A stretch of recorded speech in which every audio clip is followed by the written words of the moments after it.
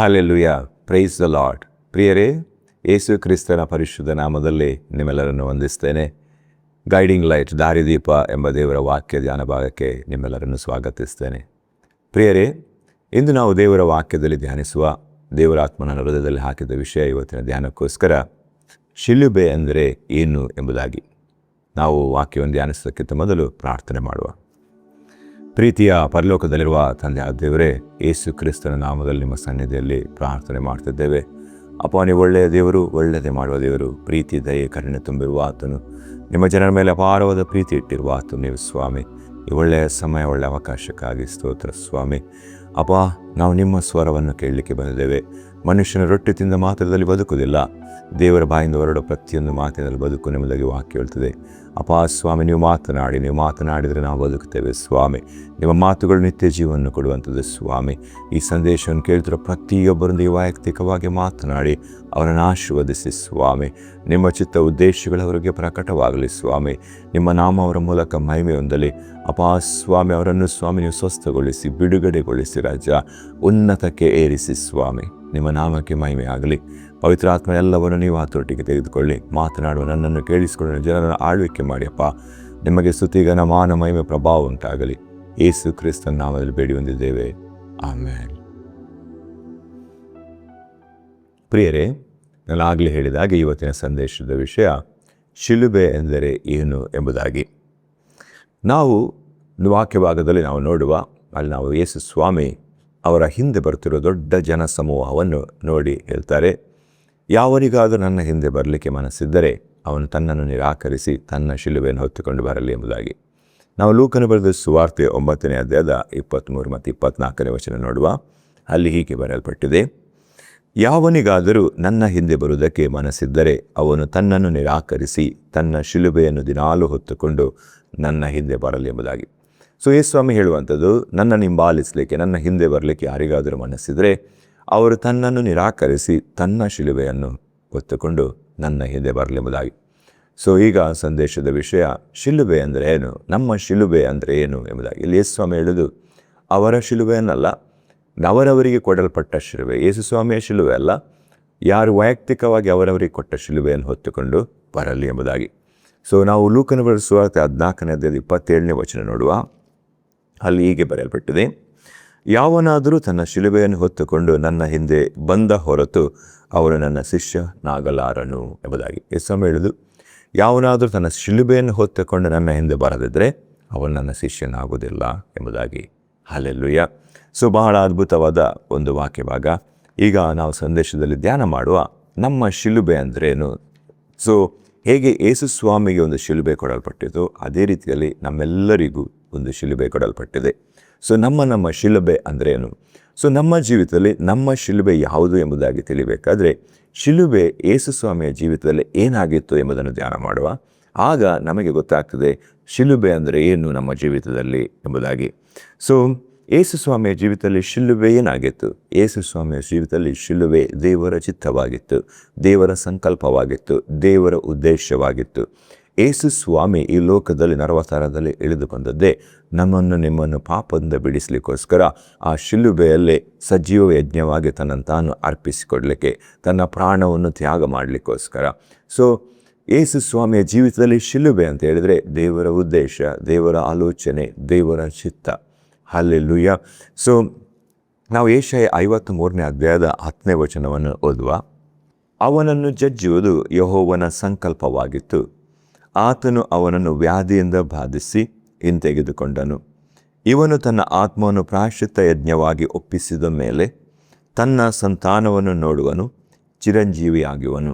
ನನ್ನ ಸಂಕಲ್ಪವು ಇವನ ಕೈಯಿಂದ ನೆರವೇರುವುದು. ಹಲ್ಲೆಲೂಯಾ. ಸೊ ಯೇಸು ಕ್ರಿಸ್ತನನ್ನು ಜಜ್ಜುವಂಥದ್ದು ಅದು ಯೆಹೋವನ ಸಂಕಲ್ಪವಾಗಿತ್ತು, ದೇವರ ಸಂಕಲ್ಪವಾಗಿತ್ತು, ದೇವರ ಉದ್ದೇಶವಾಗಿತ್ತು, ದೇವರ ಆಲೋಚನೆಯಾಗಿತ್ತು. ಸೊ ಯೇಸು ಕ್ರಿಸ್ತನು ಶಿಲುಬೆಯಲ್ಲಿ ಮರಣ ಹೊಂದುವಂಥದ್ದು, ಬಾಧೆಯನ್ನು ಅನುಭವಿಸೋದು, ಅಪಮಾನವನ್ನು ಅನುಭವಿಸುವಂಥದ್ದು ಅದು ತಂದೆಯಾದ ದೇವರ ಚಿತ್ತವಾಗಿತ್ತು. ಯಾಕೆ ಅಂತ ಹೇಳಿದರೆ, ನನ್ನನ್ನು ನಿನ್ನನ್ನು ಪಾಪದಿಂದ, ಶಾಪದಿಂದ, ರೋಗದಿಂದ ಬಿಡಿಸಲಿಕ್ಕೋಸ್ಕರ ನಮ್ಮ ಪಾಪ, ಶಾಪ, ರೋಗ, ಬೇನೆಯನ್ನು ತಂದೆಯಾದ ದೇವರು ಅದನ್ನು ಯೇಸು ಕ್ರಿಸ್ತನ ಮೇಲೆ ಹಾಕಿದರು ಶಿಲುಬೆಯಲ್ಲಿ. ಸೊ ಯೇಸು ಸ್ವಾಮಿ ಅದಕ್ಕೋಸ್ಕರವೇ ಈ ಲೋಕಕ್ಕೆ ಬಂದದ್ದು, ಈ ಭೂಲೋಕಕ್ಕೆ ಬಂದದ್ದು ಅದಕ್ಕೋಸ್ಕರವೇ. ನರಕಕ್ಕೆ ಹೋಗ್ತಿದ್ವು, ಪಾಪದಿಂದ ಮುಳುಗಿದ ನಮ್ಮನ್ನು ಬಿಡಿಸ್ಲಿಕ್ಕೋಸ್ಕರ ಆ ಉದ್ದೇಶವನ್ನು ಇಟ್ಕೊಂಡು, ಆ ಸಂಕಲ್ಪವನ್ನು ಇಟ್ಕೊಂಡು, ದೇವರ ಮ್ಯಾಂಡೇಟನ್ನು ಇಟ್ಕೊಂಡು ಪರಲೋಕದಿಂದ ಇಳಿದು ಬಂದರು ಈ ಲೋಕಕ್ಕೆ ಒಬ್ಬ ನರಾವತಾರದಲ್ಲಿ. ಹಲ್ಲೆಲೂಯಾ. ಸೊ ಅದಕ್ಕಾಗಿ ಆತನು ಇಲ್ಲಿ ದೇಹಧಾರಿ ಆದನು, ಆತನು ನನ್ನ ನಿನ್ನಾಗೆ ರಕ್ತ ಮಾಂಸಧಾರಿ ಆದನು. ನಾವು ಇಬ್ರಿಯ ಪತ್ರಿಕೆ 10ನೇ ಅಧ್ಯಾಯ 5 ಮತ್ತು 7ನೇ ವಚನ ಓದುವ. ಆದುದರಿಂದ ಕ್ರಿಸ್ತನು ಭೂಲೋಕದೊಳಗೆ ಬರುವಾಗ, ದೇವರೇ, ಯಜ್ಞ ನೈವೇದ್ಯಗಳು ನಿನಗೆ ಇಷ್ಟವಾಗಿರುವುದಿಲ್ಲ, ನನಗೆ ದೇಹವನ್ನು ಸಿದ್ಧ ಮಾಡಿಕೊಟ್ಟಿ. ಹಲ್ಲೆಲೂಯಾ. ಇಲ್ಲಿ ಸ್ವಾಮಿ ಹೇಳುವಂಥದ್ದು, ತಾನು ದೇಹಧಾರಿಯಾಗಿ ಈ ಲೋಕಕ್ಕೆ ಬಂದಾಗ ಹೇಳುವಂಥದ್ದು, ನನಗೆ ಒಂದು ದೇಹವನ್ನು ಸಿದ್ಧ ಮಾಡಿದ್ದಿ. ಓಕೆ, ಸರ್ವಾಂಗ ಹೋಮಗಳಲ್ಲಿಯೂ ದೋಷ ಪರಿಹಾರಕ ಯಜ್ಞಗಳಲ್ಲಿ ನೀನು ಸಂತೋಷ ಪಡಲಿಲ್ಲ. ಆಗ ನಾನು, ಇಗೋ ದೇವರೇ, ನಿನ್ನ ಚಿತ್ತವನ್ನು ನೆರವೇರಿಸೋದಕ್ಕೆ ಬಂದಿದ್ದೇನೆ. ಸೊ ಯೇಸುಸ್ವಾಮಿ ಹೇಳುವುದು, ಇಗೋ ದೇವರೇ, ನಾನು ನಿಮ್ಮ ಚಿತ್ತವನ್ನು ನೆರವೇರಿಸಲಿಕ್ಕೆ ಇಲ್ಲಿ ದೇಹಧಾರಿಯಾಗಿ ಬಂದಿದ್ದೇನೆ, ನಾನು ರಕ್ತ ಮಾಂಸವನ್ನು ಇಟ್ಕೊಂಡು ಬಂದಿದ್ದೇನೆ. ಹಲ್ಲೆಲೂಯಾ. ಗ್ರಂಥಗಳ ಸುರುಳಿಯಲ್ಲಿ ನನ್ನನ್ನು ಕುರಿತು ಬರೆದದೆ ಎಂದು ಹೇಳಿದೆನು ಅನ್ನುತ್ತಾನೆಂಬುದಾಗಿ. ಹಲ್ಲೆಲೂಯಾ. ಸೊ ಯೇಸು ಸ್ವಾಮಿಯಲ್ಲಿ ದೇಹಧಾರಿ ಆದದ್ದು, ನರಾವತಾರದಲ್ಲಿ ಬಂದದ್ದು, ಮನುಷ್ಯ ಅವತಾರದಲ್ಲಿ ಬಂದದ್ದು, ಪರಲೋಕದಲ್ಲಿದ್ದ ಆತನು. ಯಾಕೆಂತ ಹೇಳಿದರೆ, ಆ ಶಿಲುಬೆಯಲ್ಲಿ ತನ್ನನ್ನು ತಾನು ಒಪ್ಪಿಸಿಕೊಳ್ಳಲಿಕ್ಕೆ, ಸಜೀವ ಯಜ್ಞವಾಗಿ ಒಪ್ಪಿಸಲಿಕ್ಕೆ, ಪಾಪ ಪರಿಹಾರದ ಯಜ್ಞವಾಗಿ ತನ್ನನ್ನು ತಾನು ಒಪ್ಪಿಸಿಕೊಳ್ಳಲಿಕ್ಕೆ, ತಂದೆಯ ಚಿತ್ತವನ್ನು ನೆರವೇರಿಸಲಿಕ್ಕೋಸ್ಕರ. ಸೊ ಯೇಸು ಸ್ವಾಮಿಯ ಜೀವಿತದಲ್ಲಿ ಶಿಲುಬೆ ಏನಾಗಿತ್ತು? ಯೇಸು ಸ್ವಾಮಿಯ ಜೀವಿತದಲ್ಲಿ ಶಿಲುಬೆ ತಂದೆಯಾದ ದೇವರು ಅವರ ಜೀವಿತದ ಮೇಲೆ ಈ ಭೂಲೋಕದಲ್ಲಿ ಇಟ್ಟಿರುವ ಚಿತ್ತ, ಉದ್ದೇಶ, ಆಲೋಚನೆ ಆಗಿತ್ತು. ಸೊ ಯೇಸು ಸ್ವಾಮಿ ಲೋಕದಲ್ಲಿ ಜೀವಿಸುವಾಗ ಪ್ರತಿ ಕ್ಷಣ, ಪ್ರತಿದಿನ ಆ ತಂದೆಯಾದ ದೇವರ ಚಿತ್ತವನ್ನು ನೆರವೇರಿಸಲಿಕ್ಕೋಸ್ಕರವೇ ಬದುಕಿದ್ರು. ಎವ್ರಿ ಟೈಮ್, ಪ್ರತಿ ಕ್ಷಣ, ಪ್ರತಿ ದಿವಸ, ಪ್ರತಿಯೊಂದು ಹೆಜ್ಜೆ, ಪ್ರತಿಯೊಂದು ನಿರ್ಧಾರ ಆ ತಂದೆಯಾದ ದೇವರ ಉದ್ದೇಶಗಳನ್ನು, ಆಲೋಚನೆಗಳನ್ನು ನೆರವೇರಿಸಿದರಲ್ಲೇ ಅದು ವ್ಯಯ ಮಾಡಿದರು. ಹಲ್ಲೆಲೂಯಾ. ಸೊ ನಾವು ಕೂಡ ಈ ಲೋಕದಲ್ಲಿ ಮನುಷ್ಯ ಅವತಾರದಲ್ಲಿ ಬಂದಿದ್ದೇವೆ, ಸುಮ್ಮನೆ ಬರಲಿಲ್ಲ. ನಾವೆಲ್ಲರೂ ಕೂಡ ದೇವರಿಂದ ಒಂದು ಉದ್ದೇಶವನ್ನು, ಒಂದು ಆಲೋಚನೆಯನ್ನು ಇಟ್ಕೊಂಡು ಬಂದಿದ್ದೇವೆ. ಅದು ಪ್ರತಿಯೊಬ್ಬರ ಜೀವಿತದ ಮೇಲೆ ಒಂದು ಯುನೀಕ್ ಆಗಿದೆ, ಸಪ್ರೇಟ್ ಆಗಿದೆ. ಅದಕ್ಕೆ ಸ್ವಾಮಿ ಹೇಳಿದ್ದು, ನೀವು ನನ್ನ ಶಿಲುಬೆ ಇಟ್ಕೊಂಡು ಬರಬೇಡಿ, ನೀವು ನಿಮ್ಮ ಶಿಲುಬೆಯನ್ನು ಇಟ್ಕೊಂಡು ಬನ್ನಿ ಎಂಬುದಾಗಿ. ಸೊ ಅದೇ ರೀತಿಯಲ್ಲಿ ಪ್ರತಿಯೊಬ್ಬರ ಜೀವಿತಗಳನ್ನು ದೇವರು ವಿಶೇಷವಾಗಿ ರೂಪಿಸಿದ್ದಾರೆ. ಪ್ರತಿಯೊಬ್ಬರು ಇಲ್ಲಿ ದೇವರ ಉದ್ದೇಶ, ಆಲೋಚನೆ ಇಟ್ಟುಕೊಂಡೇ ಇಲ್ಲಿ ಬಂದಿದ್ದಾರೆ. ಸೊ ನಾವೀಗ ಏನು ಮಾಡಲಿಕ್ಕಿರುವಂಥದ್ದು ಅಂತ ಹೇಳಿದರೆ, ಆ ದೇವರು ಇಟ್ಟಿರೋ ಉದ್ದೇಶ, ಅನಾದಿಕಾಲದ ಸಂಕಲ್ಪ, ದೇವರ ಚಿತ್ತವನ್ನು ಇಲ್ಲಿ ಮಾಡಿ ಮುಗಿಸ್ಲಿಕ್ಕಿರುವಂಥದ್ದು, ಅದು ನಮ್ಮ ಶಿಲುಬೆ ಆಗಿದೆ. ಸೊ ನಾವು ನಮ್ಮ ಶಿಲುಬೆಯನ್ನು ಹೊತ್ತುಕೊಂಡು ಬರೋದಂತ ಹೇಳಿದರೆ, ದೇವರ ಉದ್ದೇಶ, ಆಲೋಚನೆಗಳನ್ನು ನೆರವೇರಿಸುವಂಥದ್ದು, ಪೂರ್ತಿಗೊಳಿಸುವಂಥದ್ದು. ಶಿಲುಬೆ ಎಂದರೆ ಆ ಒಂದು ಪ್ಲೇಸ್ನಲ್ಲಿ ದೇವರ ಚಿತ್ತ ಮತ್ತು ನಮ್ಮ ಚಿತ್ತ ಅದು ಕ್ರಾಸ್ ಆಗ್ತದೆ. ಆಗ ನಾವೇನು ಮಾಡಬೇಕಂತ ಹೇಳಿದರೆ, ನಮ್ಮ ಚಿತ್ತ, ನಮ್ಮ ಆಶೆ, ನಮ್ಮ ಉದ್ದೇಶಗಳಿಗೋಸ್ಕರ ಸಾಯಬೇಕು. ದೇವರ ಚಿತ್ತ, ದೇವರ ಉದ್ದೇಶ, ಆಲೋಚನೆ ಮಾಡಲಿಕ್ಕೋಸ್ಕರ ಬದುಕಬೇಕು. ಹಲ್ಲೆಲೂಯಾ. ನಮ್ಮ ಹಳೆಯ ಬದುಕಿಗೆ, ನಮ್ಮ ಮೊದಲಿನ ಆದಾಮನ ಪ್ರವೃತ್ತಿಗೆ ನಾವು ಸಾಯಬೇಕು. ಆ ಶಿಲುಬೆ ಎಂಬ ಸ್ಥಳದಲ್ಲಿ ನಾವು ಹೊಸ ಮನುಷ್ಯ, ಕಡೆಯ ಆದಾಮನು, ಯೇಸು ಕ್ರಿಸ್ತನ ಪ್ರವೃತ್ತಿಗೆ, ಪರಲೋಕದಿಂದ ಬಂದ ಆತನ ಪ್ರವೃತ್ತಿಗೋಸ್ಕರ ನಾವು ಬದುಕಬೇಕು. ಇದು ಶಿಲುಬೆ. So it is cross. So ಈಗ ಯೇಸು ಸ್ವಾಮಿಯನ್ನು ನಾವು ನೋಡುವಾಗ, ಈ was very dedicated. Yesu Swami ಬಹಳ ತನ್ನನ್ನು ತಾನು ಒಪ್ಪಿಸಿಕೊಟ್ಟಿದ್ರು. ಯಾಕೆ ಒಪ್ಪಿಸಿಕೊಟ್ಟಿದ್ರು? ತಂದೆಯ ಚಿತ್ತ ಮಾಡಲಿಕ್ಕೆ. ಅವರು ಯೇಸು ಸ್ವಾಮಿ ಏನು ಹೇಳ್ತಾರೆ ಅಂತ ಹೇಳಿದರೆ, ನನಗೆ ತಂದೆಯ ಚಿತ್ತ ಮಾಡುವುದೇ ಆಹಾರ ಅಂತ ಹೇಳ್ತಾರೆ. ಸೊ ನಾನು ಬದುಕುವುದೇ ಅದಕ್ಕೆ, ನನಗೆ ಅದೇ ಫುಡ್. ನಾನು ಇಲ್ಲಿ ಲೋಕದಲ್ಲಿ ಬದುಕಬೇಕಾದ್ರೆ ನನ್ನನ್ನು ಯಾವುದು ಎನರ್ಜೈಸ್ ಮಾಡ್ತದೆ ಅಂದರೆ, ನನ್ನ ಪ್ರತಿ ದಿವಸ ಓಡುವಾಗೆ ಮಾಡ್ತದೆ ಅಂದರೆ, ಅದು ನನ್ನ ತಂದೆಯ ಚಿತ್ತವನ್ನು ಮಾಡಿ ಮುಗಿಸುವ ಆ ನನ್ನ ಸಂಕಲ್ಪ.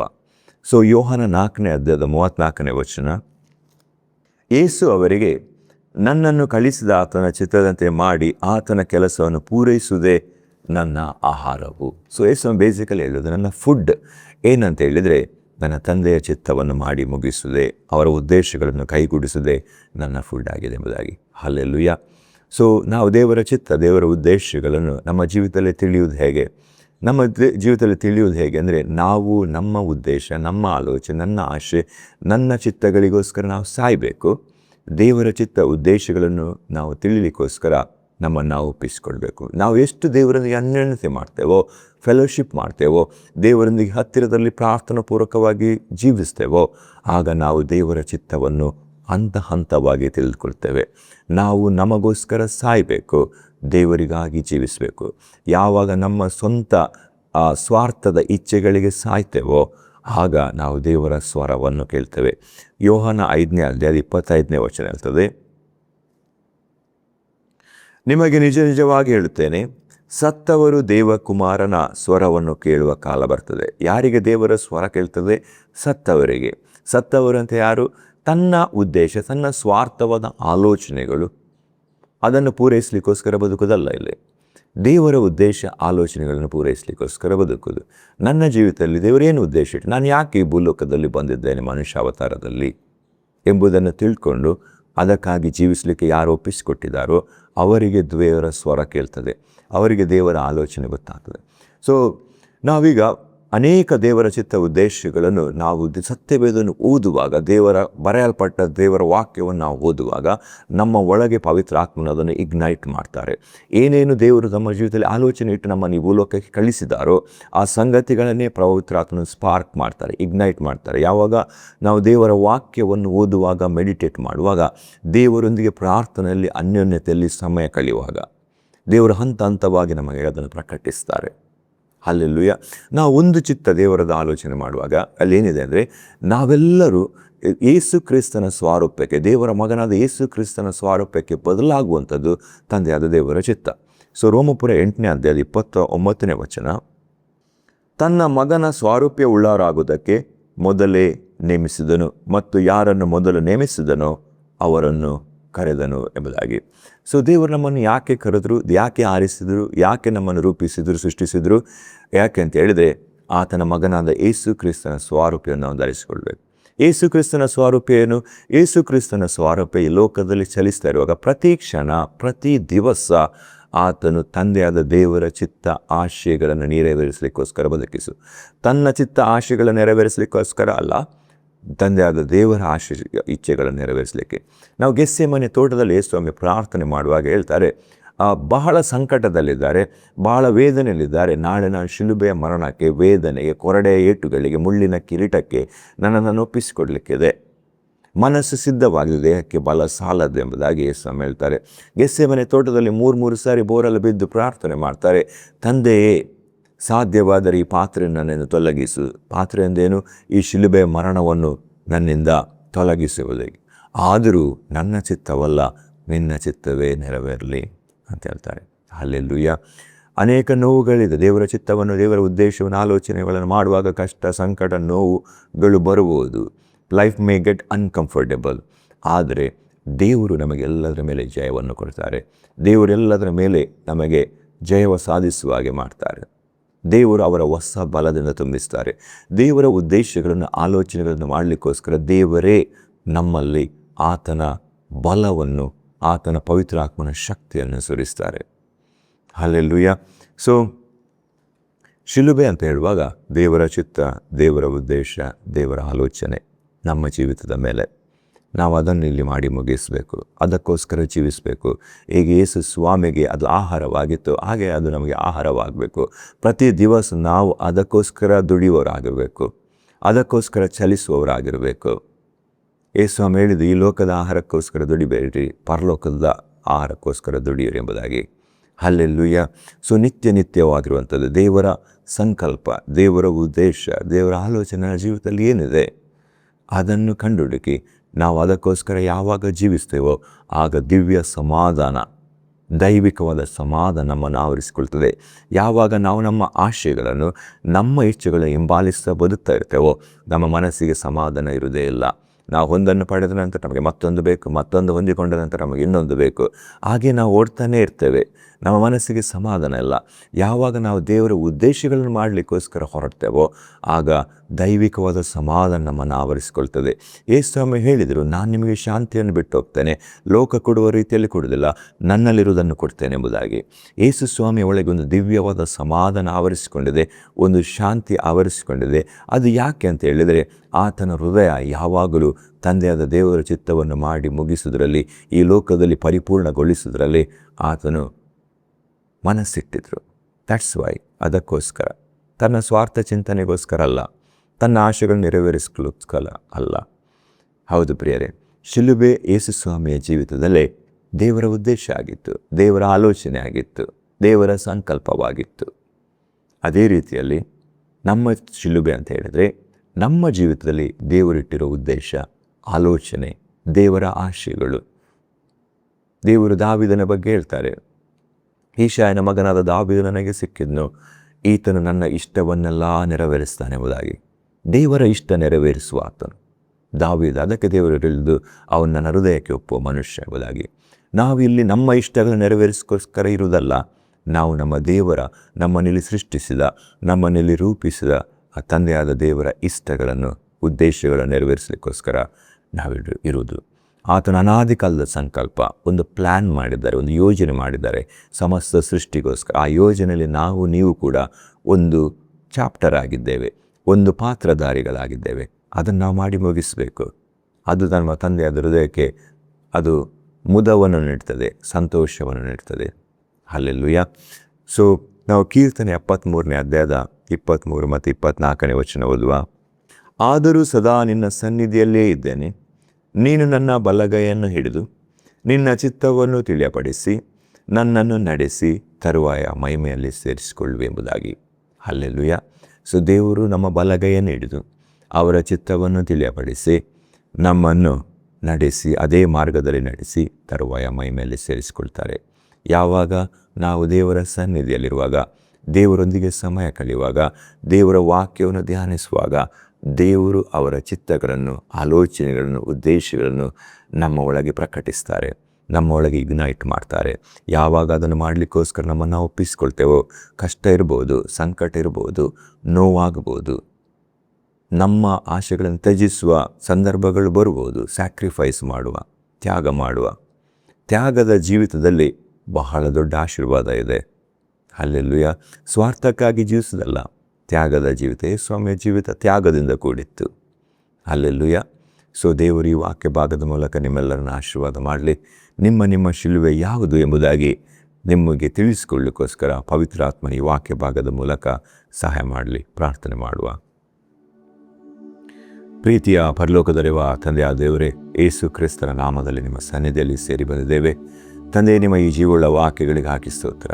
ಅಪ್ಪ, ನಿಮ್ಮ ಮಕ್ಕಳನ್ನು ನೀವು ವೈಯಕ್ತಿಕವಾಗಿ ಮಾತನಾಡಿದಿರಿ, ಪ್ರತಿಯೊಬ್ಬರು ನೀವು ಸ್ಪರ್ಶಿಸಿದಿರಿ ಸ್ವಾಮಿ, ಅದಕ್ಕಾಗಿ ಸ್ತೋತ್ರ. ಅಪ್ಪ ಸ್ವಾಮಿ, ನಿಮ್ಮ ವಾಕ್ಯದಲ್ಲಿ ಹೇಳುವ ಪ್ರಕಾರ ಯಾವನಾದರೂ ನನ್ನ ಹಿಂದೆ ಬರಲಿಕ್ಕೆ ಮನಸ್ಸಿದ್ರೆ ಅವನು ತನ್ನನ್ನು ನಿರಾಕರಿಸಿ ತನ್ನ ಶಿಲುಬೆಯನ್ನು ಹೊತ್ತುಕೊಂಡು ಬರಲಿ ಎಂಬುದಾಗಿ ನೀವು ಹೇಳಿದ್ದೀರಿ. ಅಪ್ಪ ಸ್ವಾಮಿ, ಯೇಸುವೆ ಶಿಲುಬೆ ನಿಮ್ಮ ಜೀವಿತದಲ್ಲಿ ದೇವರ ಚಿತ್ತವಾಗಿತ್ತು, ಸಂಕಲ್ಪವಾಗಿತ್ತು, ಆಲೋಚನೆ ಆಗಿತ್ತು. ಅದೇ ರೀತಿಯಲ್ಲಿ ಸ್ವಾಮಿ, ನಿಮ್ಮ ಪ್ರತಿಯೊಬ್ಬ ಮಕ್ಕಳ ಮೇಲೆ ನಿಮ್ಮ ಉದ್ದೇಶ, ಆಲೋಚನೆಗಳನ್ನು ಇಟ್ಟಿದ್ದೀರಿ ಸ್ವಾಮಿ. ಅದನ್ನು ಅವರಿಗೆ ಪ್ರಕಟಿಸಿ, ಹಂತ ಹಂತವಾಗಿ ಪ್ರಕಟಿಸಿ ಸ್ವಾಮಿ. ಅಪವಾಸಂ ಅವರ ಕತ್ತಲು ಹೋಗಿ ಬೆಳಕು ಉಂಟಾಗಲಿ ಸ್ವಾಮಿ. ಅಪವಾಸಂ ನಿಮ್ಮ ಚಿತ್ತವನ್ನು ಮಾಡಲಿಕ್ಕೆ ಬೇಕಾದ ಅವರಿಗೆ ಬಲವನ್ನು ಕೊಡಿ, ಪವಿತ್ರಾತ್ಮನ ಶಕ್ತಿಯನ್ನು ಕೊಡಿರಿ ಸ್ವಾಮಿ. ನಮ್ಮಲ್ಲಿ ಸುಚಿತ್ತವನ್ನು ನೆರವೇರಿಸಲಿಕ್ಕೆ ಉದ್ದೇಶವನ್ನು, ಪ್ರಯತ್ನವನ್ನು ಉಂಟು ಮಾಡುವ ದೇವರು ನೀವೇ ಆಗಿದ್ದೀರಿ ಸ್ವಾಮಿ. ನಿಮ್ಮ ಸುಚಿತ್ತವನ್ನು ನೆರವೇರಿಸಲಿಕ್ಕೆ ಅವರಲ್ಲಿ ಉದ್ದೇಶ, ಪ್ರಯತ್ನಗಳನ್ನು ಉಂಟು ಮಾಡಿರಿ ಸ್ವಾಮಿ. ನಿಮ್ಮ ನಾಮ ಅವರ ಮೂಲಕ ಮಹಿಮೆ ಹೊಂದಲಿ, ಎಲ್ಲ ಕಡೆಗೆ ಹಬ್ಬಲಿ ಸ್ವಾಮಿ. ನಿಮ್ಮ ರಾಜ್ಯ ಕಟ್ಟಲ್ಪಡಲಿ ರಾಜ್ಯ. Thank you Lord. ನಿಮಗೆ ಸ್ತುತಿ, ಘನ, ಮಾನ, ಮಹಿಮೆ, ಪ್ರಭಾವ ಉಂಟಾಗಲಿ. ದೈವಿಕವಾದ ಸಮಾಧಾನ, ಕ್ರಿಸ್ತನಿಂದ ಉಂಟಾದ ಸಮಾಧಾನ ಪ್ರತಿಯೊಬ್ಬರ ಮನಸ್ಸು, ಹೃದಯಗಳನ್ನು ಆಳ್ವಿಕೆ ಮಾಡಲಪ್ಪ. Thank you lord. ನೀವಾಗಿ ಮಾಡಿದಕ್ಕಾಗಿ ಸ್ತೋತ್ರ ಸ್ವಾಮಿ. ನಿಮ್ಮ ನಾಮಕ್ಕೆ ಸ್ತುತಿಯನ್ನು ಸಲ್ಲಿಸ್ತೇವೆ. ಯೇಸು ಕ್ರಿಸ್ತನ ನಾಮದಲ್ಲಿ ಬೇಡಿ ಹೊಂದಿದ್ದೇವೆ. ಆಮೆನ್. ಪ್ರಿಯರೇ, ಈ ಸಂದೇಶ ನಿಮಗೆ ಆಶೀರ್ವಾದದಾಯಕವಾಗಿದ್ದರೆ ಚಾನಲನ್ನು ಸಬ್ಸ್ಕ್ರೈಬ್ ಮಾಡಿ, ನೋಟಿಫಿಕೇಷನ್ ಬೆಲ್ ಒತ್ತಿ, ಕಮೆಂಟ್ ಮಾಡಿ, ಸಂದೇಶಕ್ಕೆ ಲೈಕ್ ಮಾಡಿ. ಈ ಸಂದೇಶವನ್ನು ನಿಮ್ಮ ಪ್ರೀತಿ ಪಾತ್ರರೊಂದಿಗೆ ಹಂಚಿಕೊಳ್ಳಿ, ಅವರನ್ನು ಆಶೀರ್ವದಿಸಿ. ದೇವರು ನಿಮ್ಮನ್ನು ಆಶೀರ್ವದಿಸಲಿ.